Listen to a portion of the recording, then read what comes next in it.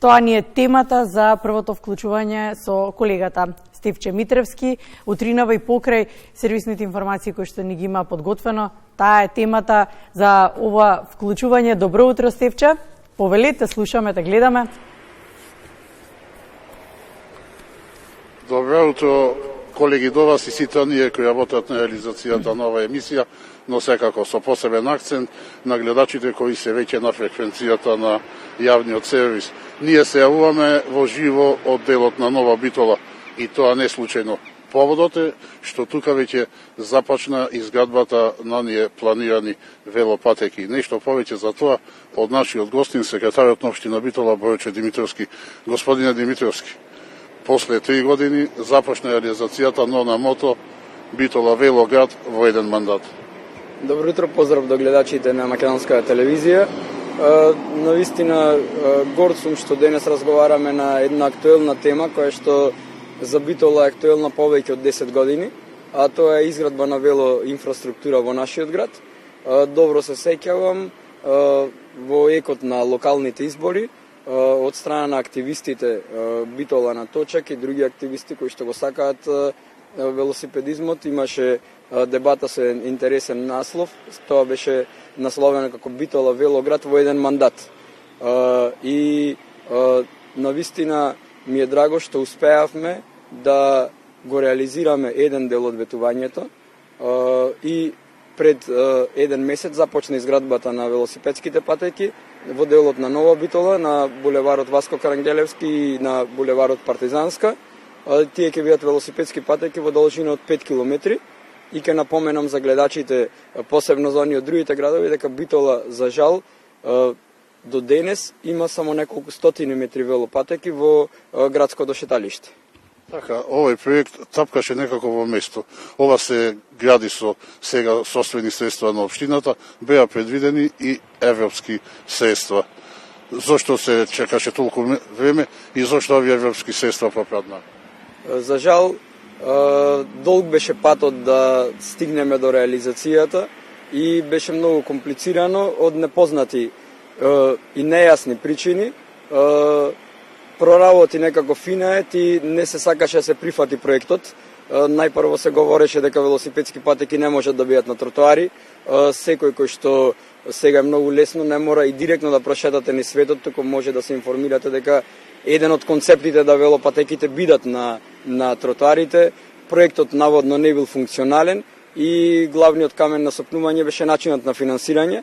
Испуштивме огромна шанса да еден дел од средствата од европските фондови, поврзани со проектот Smart for You2, да дојдат и со нив да се реализираат велопатеките.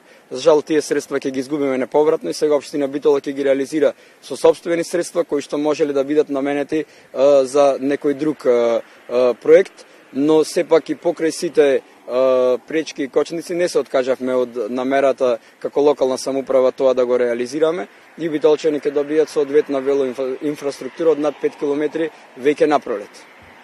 Ево, нашиот снимател Дејан Маленовиќ се труди од секој агол да ја долови ова ситуација, што е сработено, како се работи. Овде позади нас гледам дека веќе неколку стотини метри од ова велопатека се асфалтирани, подготвени. Сигурно ќе треба и други доработки. Па да, најпрво планот е до крајот на првиот квартал од 2025 целосно се комплетира реконструкцијата на тротоарите и асфалтирањето, нели?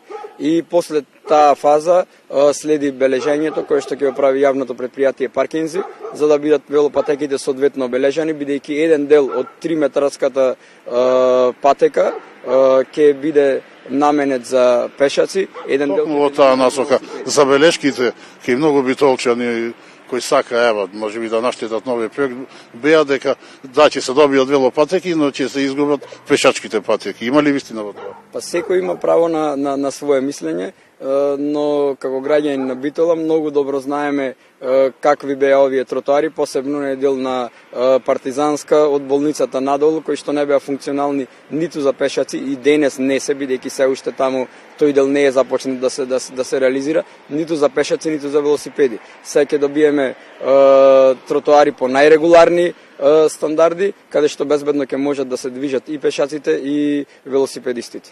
Влегуваме во зимски период, каде сигурно малку ќе стегнира градежната сезона, но кажано по битолски, кога љубителите на велосипеди ќе можат да ги се втосаат овие патеки?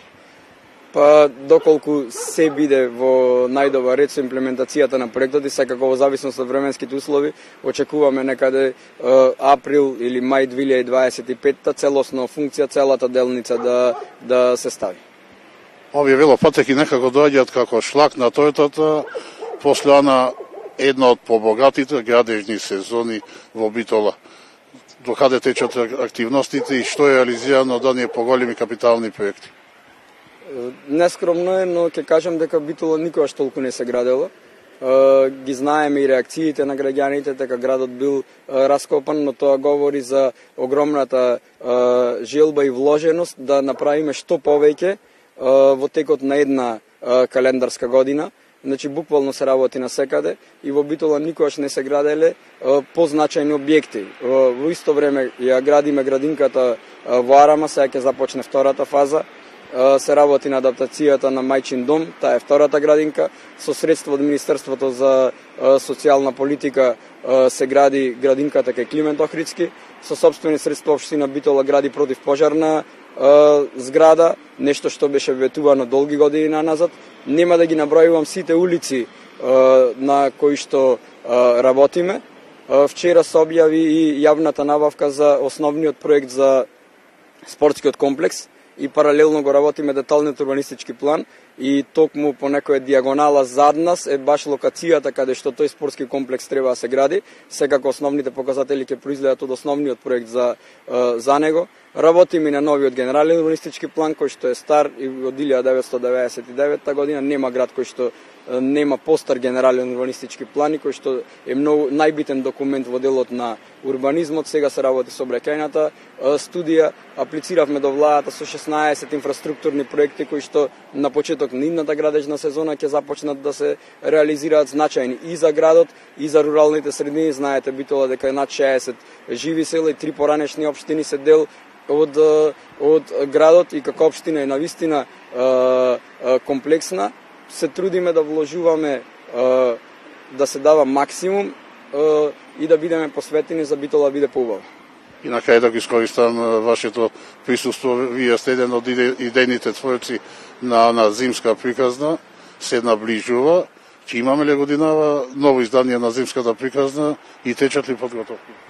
Па секако по четврт пат ќе се реализира зимската приказна, веќе ги објавивме јавните повици и во делот на програмата и во делот на понудата која што ќе се однесува на храна и на пијалоци, на локациите каде што ќе се реализира. Ќе биде оваа година најдолго воденови трајањето од 20 декември до Бадник, значи спротив Божик до 6 јануари, бидејќи граѓаните тоа го бара и овој концепт на прослава на новогодишните празници во Битола се покажа како навистина успешен и со нетрпение го очекуваат не само нашите граѓани, туку и огромен број на посетители кои што секојдневно од соседна Грција ни доаѓаат од сите градови околу Битола и можам да кажам дека ќе имаме одлична програма, но како и секоја година го надградуваме концептот и ќе има нови изненадувања за битолчани кои што наскоро ќе ги откриеме. И благодарам што во овие утрински часови одвоивте време да гостувате во емисијата.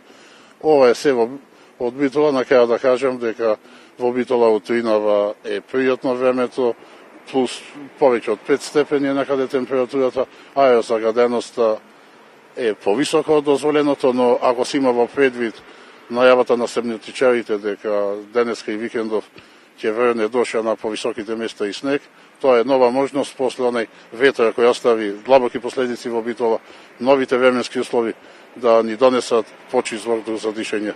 Студио